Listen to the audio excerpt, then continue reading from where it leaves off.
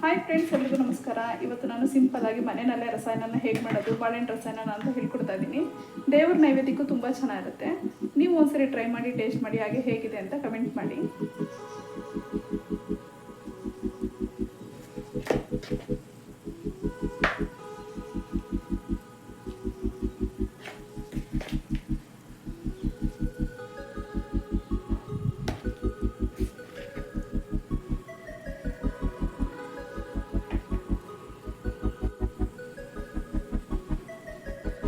ನಾನಿಲ್ಲಿ 1 kg ಅಷ್ಟು ಬಾಳೆಹಣ್ಣು ತೊಗೊಂಡಿದ್ದೀನಿ.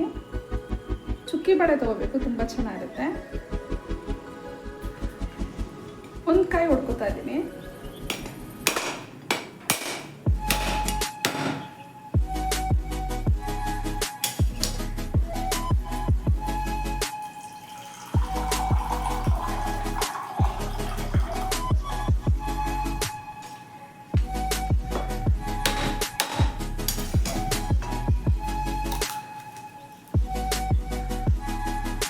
ಒಂದು ಅರ್ಧ ಒಂದು ತೆಂಗಿನಕಾಯಿನ ತುರ್ಕೋಬೇಕು. ಅರ್ಧ ಒಂದು ತೆಂಗಿನಕಾಯಿನ ತುರಿದಿಟ್ಕೊಂಡಿದ್ದೀನಿ. ಬಾಳೆಹಣ್ಣು ಸುಲ್ಕೋಬೇಕು.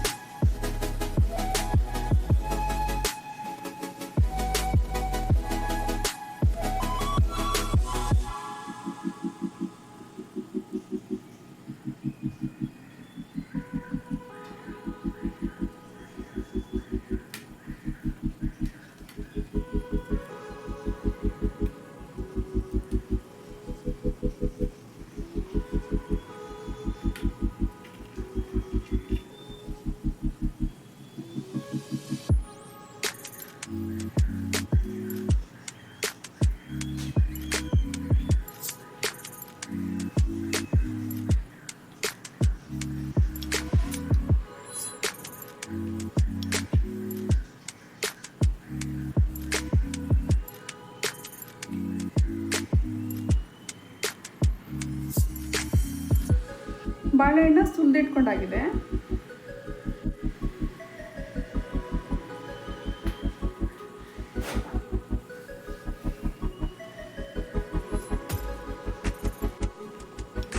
ಬಾಳೆಹಣ್ಣ ಈಗ ತೆಳುಗೆ ಹೆಚ್ಕೋಬೇಕು.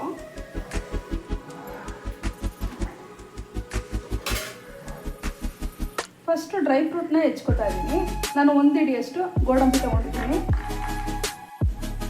1 ಹಿಡಿಯಷ್ಟು ಪಿಸ್ತಾನ ಹೆಚ್ಕೋಬೇಕು, ಬಿಡಿಸ್ಕೋಬೇಕು. ಫಸ್ಟು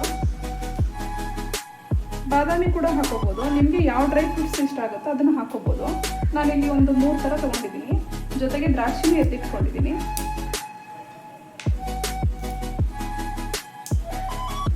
ಈ ರೀತಿ ಬಿಡಿಸಿಟ್ಕೋತಾ ಇದ್ದೀನಿ ಎಲ್ಲನೂ.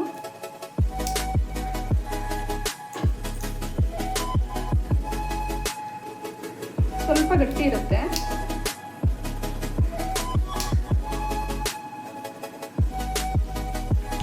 ಸ್ವಲ್ಪ ಗಟ್ಟಿ ಇರುತ್ತೆ.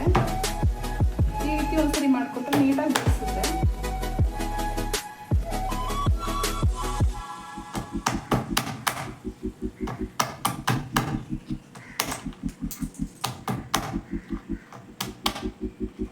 ಈ ರೀತಿ ಜಜ್ಕೊಂಡ್ರೆ ಬೇಗ ಬಿಡಿಸ್ಕೋಬೋದು.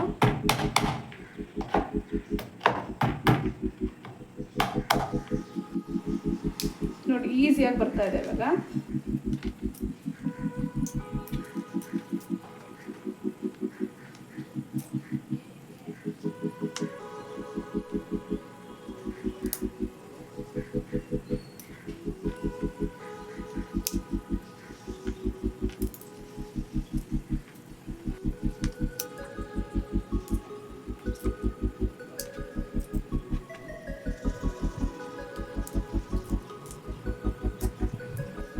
ಡ್ರೈ ಫ್ರೂಟ್ಸ್ನ ನೀವು ಯಾವ್ದು ಹಾಕೊಂಡ್ರು ತುಂಬ ಚೆನ್ನಾಗಿರುತ್ತೆ. ನೋಡಿ, ಈ ರೀತಿ ತೆಗೆದಿಟ್ಕೊಂಡಿದ್ದೀನಿ. ಇದನ್ನು ಸ್ವಲ್ಪ ಸಣ್ಣದಾಗಿ ಹೆಚ್ಕೋಬೇಕು. ಫಸ್ಟು ಸಿಪ್ಪೆಗಳನ್ನ ಸಪ್ರೇಟ್ ಮಾಡ್ಕೋಬೇಕು.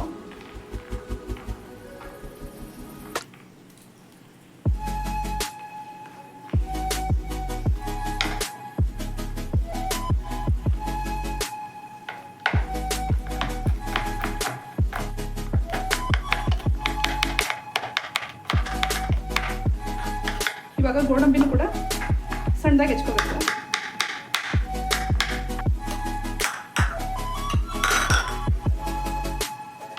ಹೆಚ್ಕೊಂಡಿರೋಂಥ ಗೋಡಂಬಿ ಹಾಕೋತಾ ಇದ್ದೀನಿ.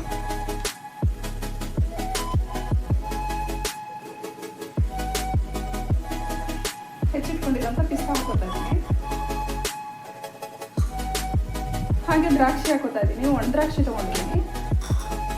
ನಿಮಗೆ ಯಾವ ಡ್ರೈ ಫ್ರೂಟ್ಸ್ ಇಷ್ಟ ಆಗುತ್ತೋ ಅದನ್ನು ಹಾಕೋಬೋದು. ನಾನಿಲ್ಲಿ 3 ಥರ ಡ್ರೈ ಫ್ರೂಟ್ಸ್ನ ಉಪಯೋಗಿಸ್ಕೊತಾ ಇದ್ದೀನಿ.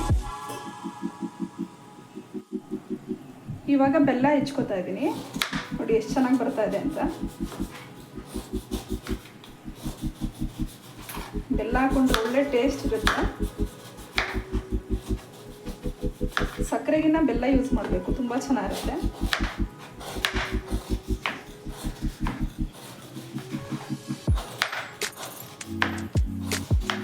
ಸಾಕು ಇಷ್ಟು ಬೆಲ್ಲ ಹಾಕ್ಕೊಂಡ್ರೆ. ನೋಡಿ ಎಷ್ಟು ಚೆನ್ನಾಗಿ ಬಂದಿದೆ ಅಂತ.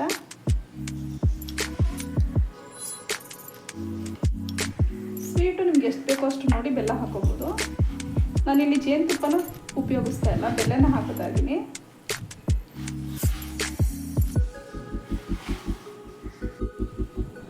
ಒಂದು 5 ಏಲಕ್ಕಿ ಕಾಯಿನ ಬಿಡಿಸಿ ಹಾಕೋತಾ ಇದ್ದೀನಿ. ಕುಟ್ಕೋಬೇಕು, ಸಿಪ್ಪೆ ತೆಗೆದುಬಿಡ್ಬೇಕು.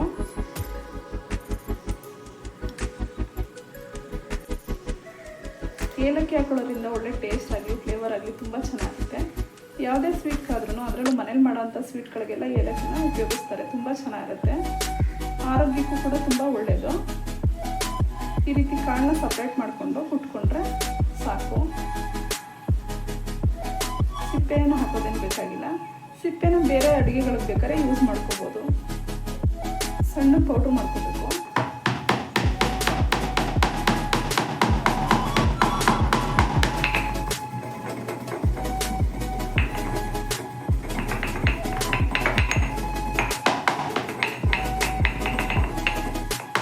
ಒಳ್ಳೆ ಘಮ ಬರ್ತಾ ಇದೆ.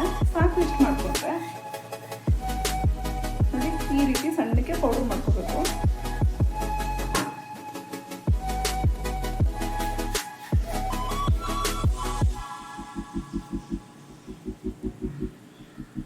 ಏಲಕ್ಕಿ ಪೌಡ್ರು ರೆಡಿಯಾಗಿದೆ. ಇವಾಗ ಬಾಳೆಹಣ್ಣು ಹೆಚ್ಕೋತಾ ಇದ್ದೀನಿ. ತೆಳುಗೆ ಈ ರೀತಿ ಹೆಚ್ಕೊಂಡ್ರೆ ಸಾಕು.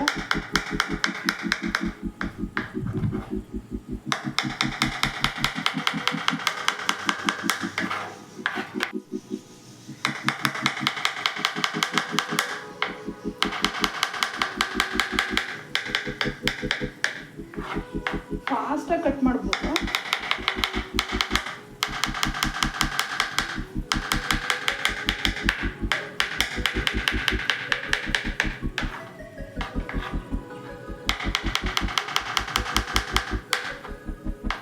ಇದಕ್ಕೆ ಯಾವ ಫ್ರೂಟ್ಸ್ ಬೇಕೋ ಹಾಕ್ಬೋದು. ನಾನು ಬರೀ ಬಾಳೆಹಣ್ಣನ್ನು ಮಾತ್ರ ತೋರಿಸ್ಬಿಡ್ತಾ ಇದ್ದೀನಿ.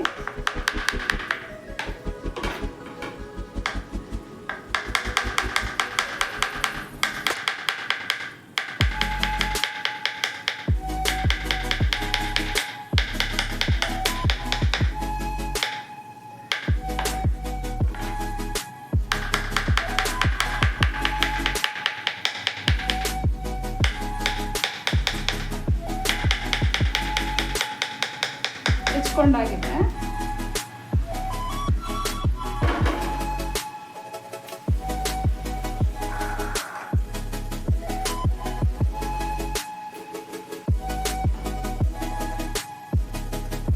ಇವಾಗ ಹೆಚ್ಚಿಟ್ಕೊಂಡಿರೋ ಬಾಳೆಹಣ್ಣು ಹಾಕೋತಾ ಇದ್ದೀನಿ.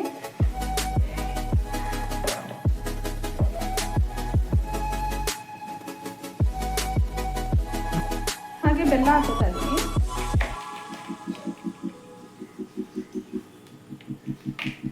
ಒಂದೆರಡು ಹಿಡಿಯಷ್ಟು ಹಾಕ್ಕೊಂಡ್ರೆ ಸಾಕು. ಸ್ವೀಟ್ ಎಷ್ಟು ಬೇಕೋ ಅಷ್ಟು ನೋಡಿ ಬೆಲ್ಲ ಹಾಕ್ಕೊಳ್ಳಿ. ಹಾಗೆ ಒಣ ದ್ರಾಕ್ಷಿ ಹಾಕೋತಾ ಇದ್ದೀನಿ. ಪಿಸ್ತಾ,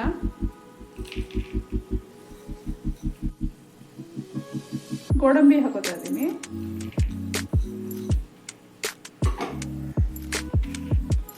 ತೆಂಗಿನಕಾಯಿ ಸ್ವಲ್ಪ ಹಾಕೋತಾ ಇದ್ದೀನಿ. ಒಂದೆರಡು ಹಿಡಿಯಷ್ಟು ಹಾಕ್ಕೊಂಡ್ರೆ ಸಾಕು. ಲಾಸ್ಟಲ್ಲಿ ಏಲಕ್ಕಿ ಪೌಡ್ರ್ ಹಾಕೋತಾ ಇದ್ದೀನಿ. ಜೇನುತುಪ್ಪ ಬೇಕಾದ್ರೆ ಸೇರಿಸ್ಕೋಬೋದು, ಆದರೆ ನಾನು ಇಲ್ಲಿ ಬೆಲ್ಲನೇ ಜಾಸ್ತಿ ಹಾಕ್ಕೊಂಡಿರೋದ್ರಿಂದ ಜೇನುತುಪ್ಪ ಏನು ಬಳಸ್ತಾ ಇಲ್ಲ. ಬೇಕಿದ್ರೆ ಹಾಕ್ಕೋಬೋದು. ಕೈಯಲ್ಲೇ ನೀಟಾಗಿ ಮಿಕ್ಸ್ ಮಾಡ್ಕೋಬೇಕು.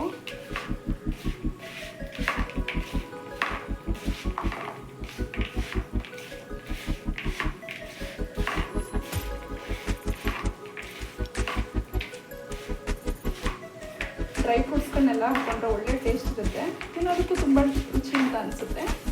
ಸಾಕು, ಇವಾಗ ನೀಟಾಗಿ ಮಿಕ್ಸ್ ಆಗಿದೆ. ಒಂದು 15 ನಿಮಿಷ ಸೆಟ್ ಆಗೋದಕ್ಕೆ ಬಿಡಬೇಕು. ಬೆಲ್ಲ ಎಲ್ಲ ನೀಟಾಗಿ ಕರಗಿ ಬಾಳೆಹಣ್ಣಿಗೆ ಹೊಂದ್ಕೋಬೇಕು. ಅಲ್ಲಿ ತನಕ ಒಂದು 1/4 ಗಂಟೆ ಬಿಟ್ಟರೆ ಸಾಕು. ಒಂದು ಪ್ಲೇಟ್ ಮುಚ್ಚಿಡ್ತಾ ಇದ್ದೀನಿ. 1/4 ಗಂಟೆ ಆಗಿದೆ ನೋಡಿ, ನೀಟಾಗಿ ಸೆಟ್ ಆಗಿದೆ. ಈ ಲೆವೆಲ್ಗೆ ಹಾಕಬೇಕು, ತುಂಬ ಚೆನ್ನಾಗಿರುತ್ತೆ. ಬೆಲ್ಲ ಎಲ್ಲ ಕರಗಿ ನೀಟಾಗಿ ಹೊಂದ್ಕೊಂಡಿದೆ ಬಾಳೆಹಣ್ಣಿಗೆ ನೋಡಿ. ಬಾಳೆಹಣ್ಣಿಗೆ ನೀಟಾಗಿ ಬೆಲ್ಲ ಹೊಂದ್ಕೊಂಡಿದೆ. ಈ ರೀತಿ ಆಗಬೇಕು, ತುಂಬ ಚೆನ್ನಾಗಿರುತ್ತೆ. ಬಾಳೆಹಣ್ಣು ಸ್ವಲ್ಪ ಹಣ್ಣಾಗಿರಬೇಕು, ಸ್ವಲ್ಪ ಅಡುಗಿದ್ರೆ ತುಂಬ ಚೆನ್ನಾಗಿರುತ್ತೆ, ಒಳ್ಳೆ ಟೇಸ್ಟ್ ಬರುತ್ತೆ. ಇವಾಗ ರಸಾಯನ ರೆಡಿಯಾಗಿದೆ, ಬಾಳೆಹಣ್ಣು ರಸಾಯನ ರೆಡಿ. ನಿಮಗೆ ನಾನು ಮಾಡಿರೋ ಈ ರೆಸಿಪಿ ಇಷ್ಟ ಆಯಿತು ಅಂತ ಹೇಳಿದ್ರೆ ಲೈಕ್ ಮಾಡಿ, ಶೇರ್ ಮಾಡಿ, ಕಮೆಂಟ್ ಮಾಡಿ. ಹಾಗೆ ನನ್ನ ಚಾನಲ್ಗೆ